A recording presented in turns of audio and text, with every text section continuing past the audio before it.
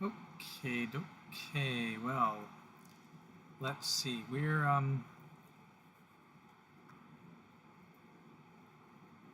trying to make the bears animate, and we want to drive them. So right now I removed the death animation.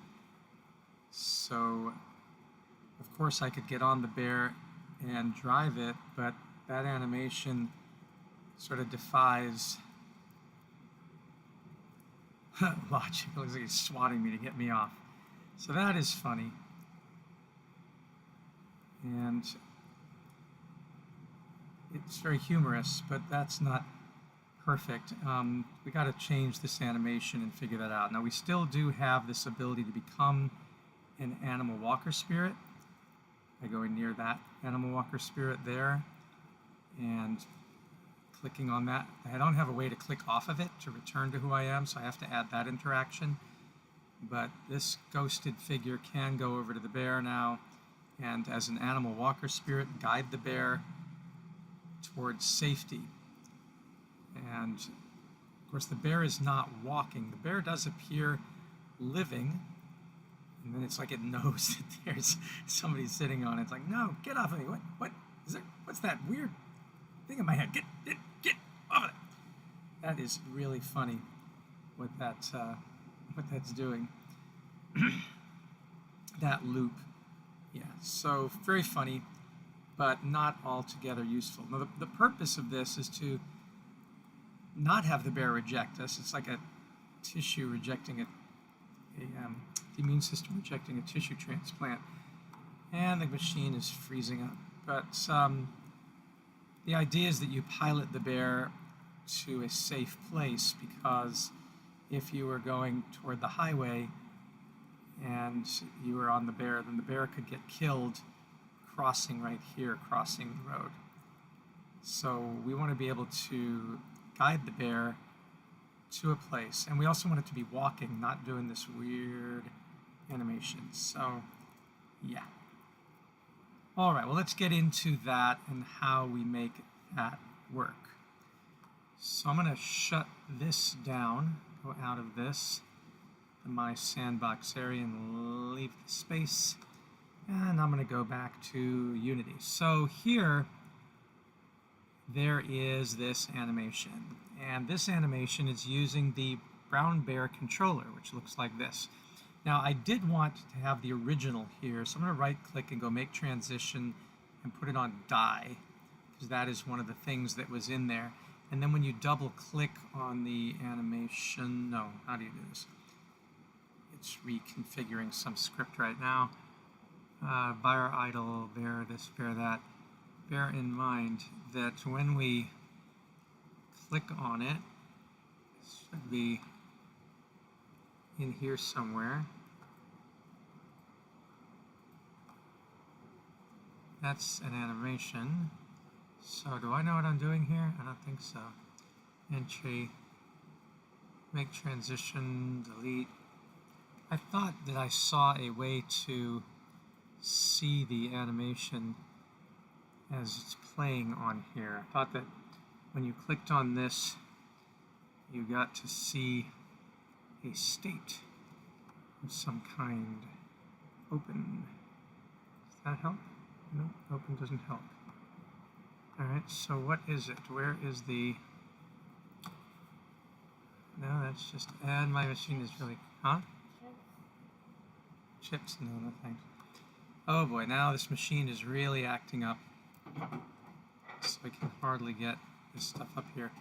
No, I swear to you that there was a thing that showed the animation transitions. I don't know if it's when you go like this, or like this, or if you create state, empty, copy current state machine, but there was a behavior that showed the entire thing.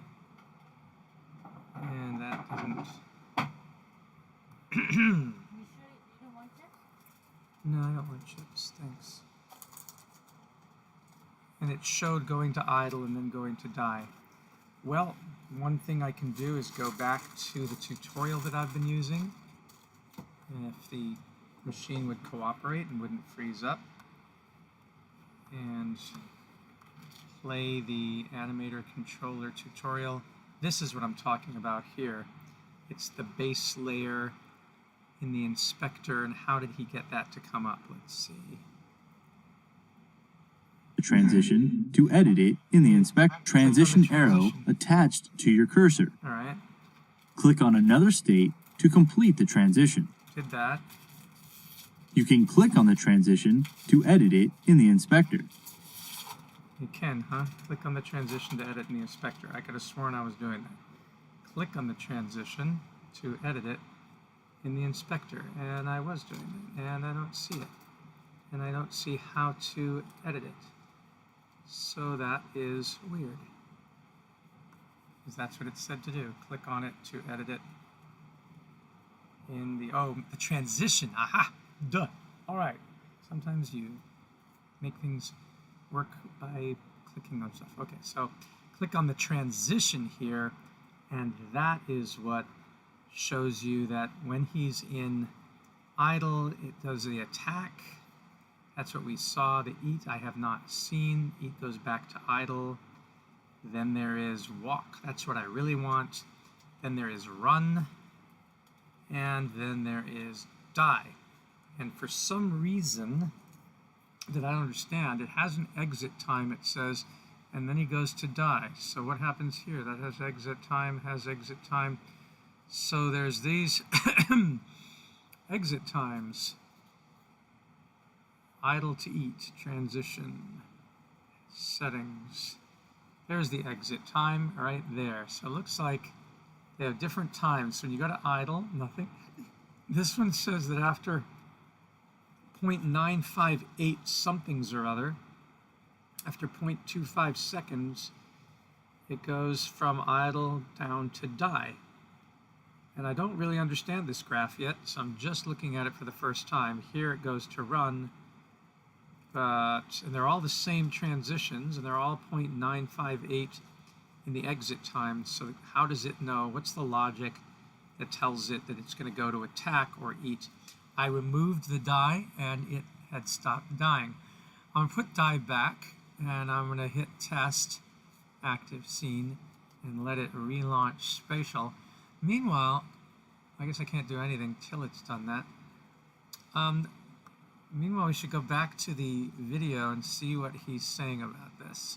Each transition has the options This is what I do when I'm solo, doing a blunder through Blender, or I'm doing a, not just a blunder, but a, what did I call this one?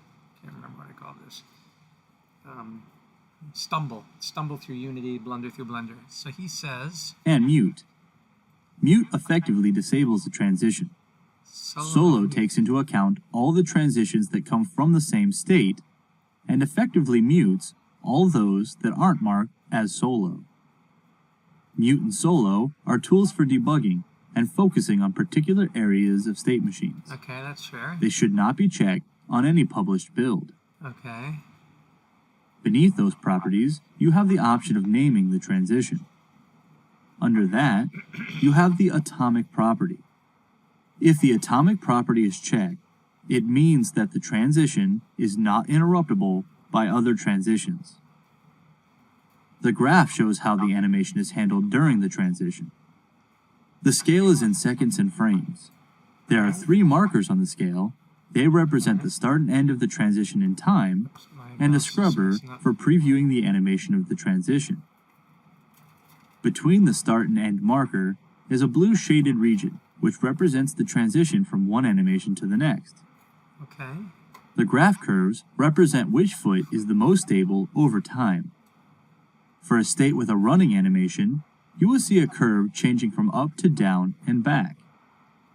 If the line is in the center, for example, in an idle animation, then neither foot is more stable. For a smooth transition, try to get the lines to match up. If neither foot is more stable, then this is less important. Alright, let's pause this for a moment. Let's go to your sandbox. And let's see here. I was in the news at your 7. Have you seen this? Oh, wow. That's Cool. News. That's very cool. Look, it's Yeah. not in the picture. No, Naya's instead of me. Now That's the cool. back of Richard. That is cute. With that nice. Okay, let's see. My sandbox. All right, so as this loads, we're probably going to see the death animation. And look at that. He's holding an annual. Yeah, it was. Okay, here we go. So now if we look over at the bear is going to all of a sudden pitch over dead, probably. So let's see if it. Yep, it goes up, fights, and then what happens? It didn't die. Why didn't it die? No, it's still just doing that loop.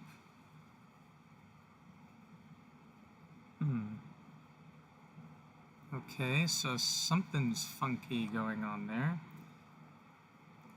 Because I had put die back in, I thought. Maybe I needed to save. And maybe I want to take out. Let's take out, let me hit delete on attack. Let me hit delete on eat. And let me just do these. And see what this does. And let me then test the active scene after I save it as I continue learning. Okay, so now test the active scene. It should run, walk, and die. So we'll see what that does when it plays in the sandbox. But my sandbox is out of here. Don't need that. And let's see. You can move the two states back and forth in the graph to adjust at what points the transition starts and ends. Below the graph is where we specify the conditions that will cause this transition to run. By default, transitions have a condition of an exit time. This means that once the animation of a state is a portion of the way through, it will transition to the next state. Conditions are generally dependent on parameters, for example, a bool parameter being true or false, or a float parameter being greater than or less than some constant value. A transition can have multiple conditions if required. Click the plus button to create more. At the bottom of the inspector, there is a preview window for viewing what the transitions look like. Okay. It is possible to have multiple transitions to and from the same states. Generally, this is used to have multiple sets of conditions for the same transition. Consider having a speed parameter and two states, idle and run. To have the condition that you transition from idle to run when speed is not 0, you could create two transitions and have the conditions be speed is greater than 0.1 and speed is less than negative 0.1.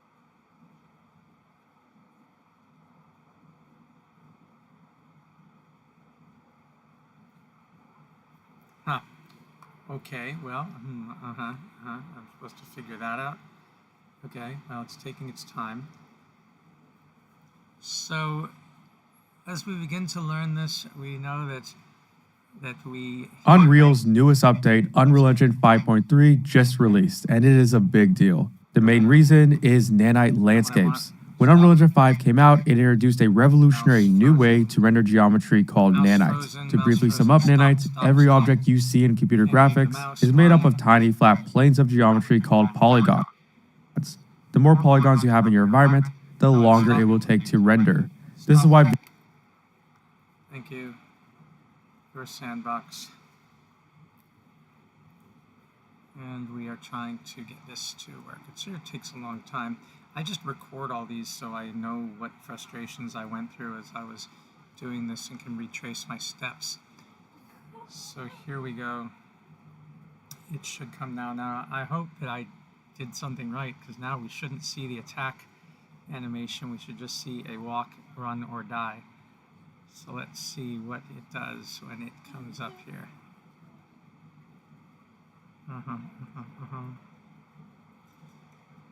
It sure is taking its long time. It's a bandwidth issue, I think. Okay, here we go. So, there's the bear.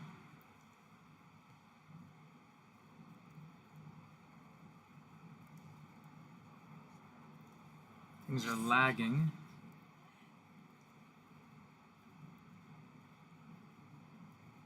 Now it's walking and then it stops.